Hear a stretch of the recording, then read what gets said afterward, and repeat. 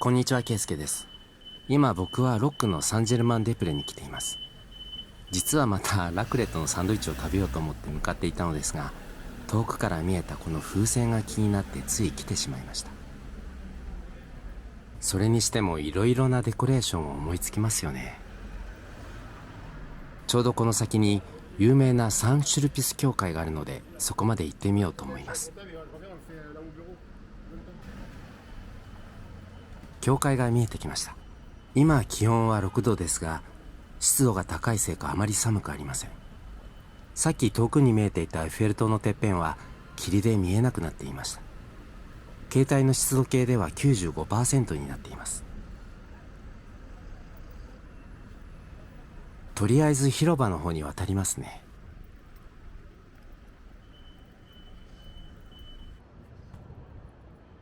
このサンシュルピス広場の中央には噴水があります。1843年から1848年にかけて建設された噴水です。八角形の土台がピラミッドのように三段重ねになっています。幅は10メートル、高さは12メートルだそうです。この広場、かなり広いですよね。サンシュルピス教会はとても大きいので、この距離だと画面に全く収まりません。ここまで引いてようやく画面に収まりました。大きいですよね。1915年5月20日に歴史的建造物として登録されています。ご存知の通り、現在ノートルダムが火災の修復工事を行っているので、本来ノートルダムで行われている主要な式典は現在はここで行われているそうです。2段目の土台にはパリ市の紋章を前足で挟んで横たわる4頭のライオンの像が施されています。このフォンテヌ・サン・シュルピスは1926年3月16日に歴史的建造物に登録されています。このフォンテーヌも結構大きいのですが、サンシュルピス教会は本当に大きな教会ですよね。このフォンテーヌには4人の像があるのですが、彼らはルイ14世の時代から有名な説教師でありながら、枢機卿には任命されなかったカトリックの司教たちだそうです。この広場の正面にあるのはパリ6区の区役所です。1849年の建物です。先ほど僕が通ってきた通りです。教会の鐘が鳴り始めました。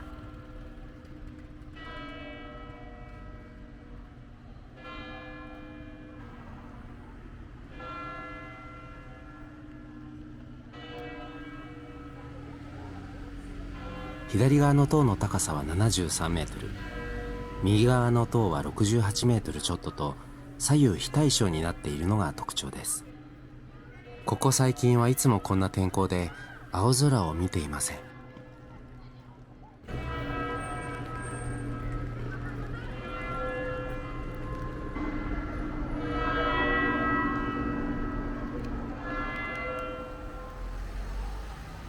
もうクリスマスの10日前とあって、街中のカフェが華やかに飾られています。よく見たらこのカフェの後方の建物は描かれたものでした。お腹が減りすぎて気分が悪くなりそうなので急ぎますね。人柄のいいマキシムさんいらっしゃるかな。お店に着いた時には学校帰りの子供たちがサンドイッチを待っていました。マキシムさんのお店大人気ですね。次から次へと大忙しですね。ちなみに今来た彼女たちはイタリアのフィレンツェから来たそうです。あっという間に真っ暗になりました。今時刻は夕方の17時45分です。今朝の日の出は朝の8時半過ぎ、日の入りは夕方16時57分と、17時を過ぎた途端に一気に暗くなるんです。悲惨な火災から2年が経ちました。修復は今もこうやって続いています。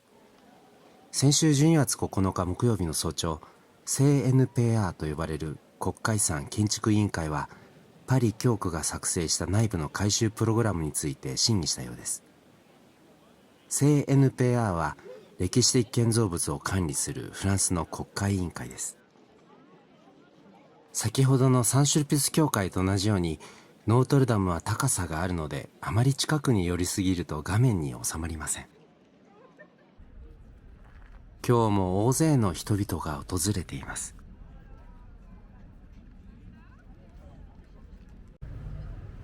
もちろんオミクロンの話は出ていますが、今のパリの街中で僕はその雰囲気を特段感じてはいません。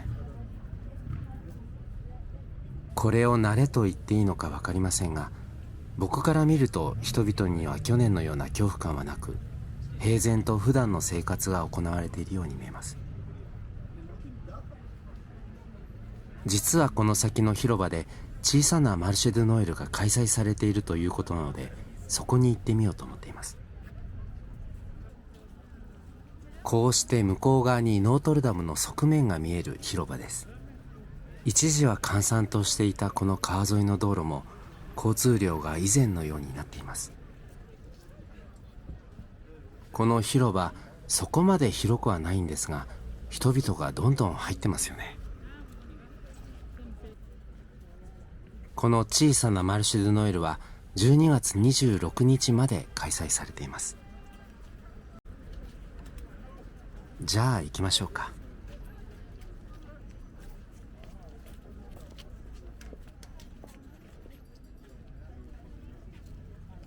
ご覧の通り小さなマルシェ・ドゥ・ノエルですが、大勢の人々で賑わっています。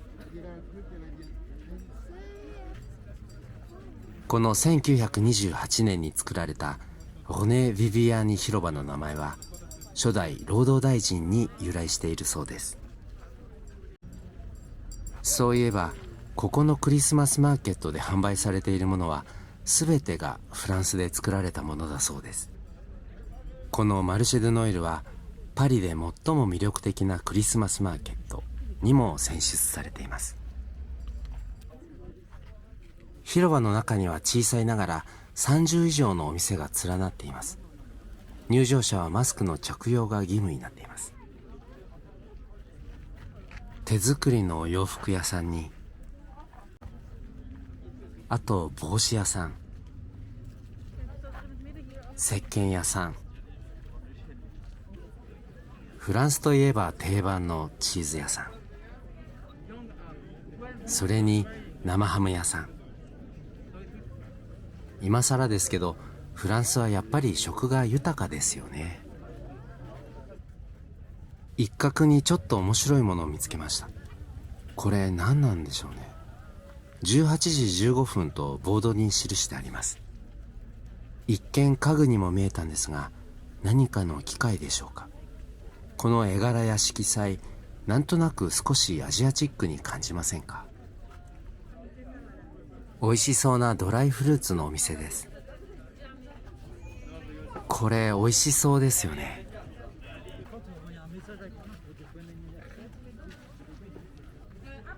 甘くて美味しいヌガのお店です。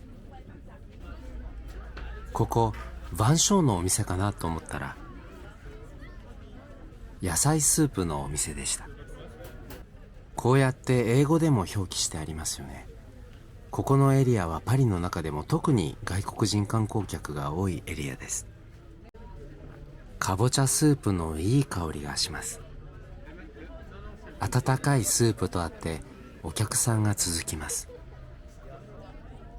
食べ物に見とれていたので気づきませんでしたけれど、歌声が聞こえてますよね。僕は聞こえてきた歌声の方に向かっています。先ほどの朱色の機械のようなものがあったところからのようです。先ほどその朱色の機械のようなものの撮影を許可してくださった男性がハンドルのようなものを回しながらご婦人と歌を歌っています。この朱色の機械のようなもの、手回しオルガンだったんですね。この下に見える2つの引き出しの中に本のようになっている紙線の楽譜が入っていて、それらをこうやってオルガンに差し込みながらハンドルを回して奏でるんですね。このアンティークの手回しオルガンといい、お二人の衣装といい、何か素敵ですよね。僕が入場した入り口とは反対側の入り口から出てきました。ということで、ノートルダムの後方にある橋の上に来ました。この橋、パリで一番幅の狭い橋だそうです。少し寒そうですけど、まあまあでも人が乗ってますよね。そして三塁橋を今渡っています。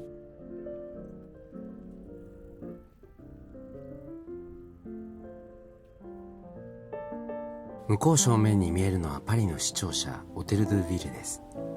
今日はあそこまで行ってみようと思っています。オレンジ色の街灯と揺れる川面が目に心地いい三塁橋の上です。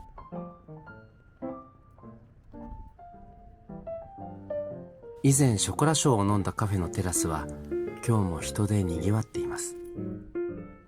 この通りをまっすぐ進んで三塁塔を越え、次の橋ルイ・フィリップに向かいます。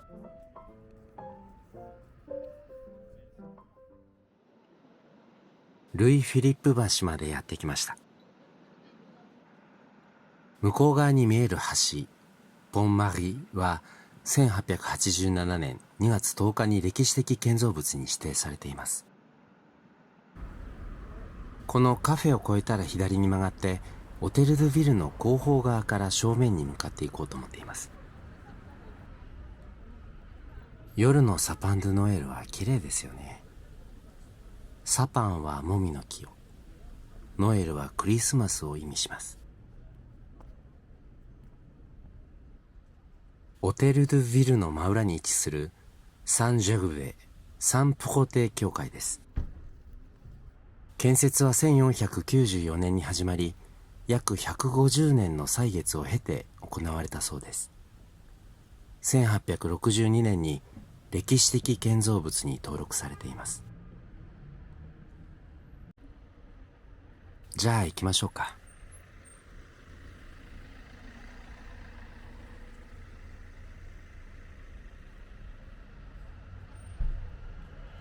正面に見えるのはオテル・ドゥ・ヴィルの裏側です。裏側から見ても立派な建物ですよね。また一旦セーヌ川に沿う感じで歩きます。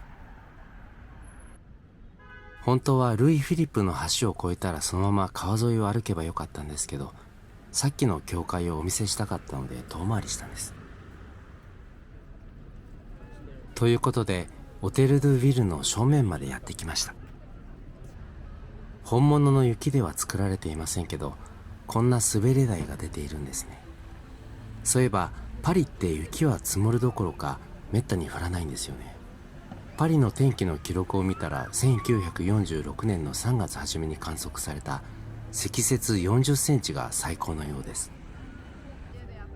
1357年からパリの市庁舎として使われてきた歴史のある建物です。この右に見える白い塔はボルダリング用の塔なんです。エスカラードと呼ばれるボルダリングはフランスでもとても人気があるスポーツです。よく見てみるとプロジェクションマッピングで何か雪のような模様ができているように見えますよね。ということで間近まで来てみました。綺麗ですよね。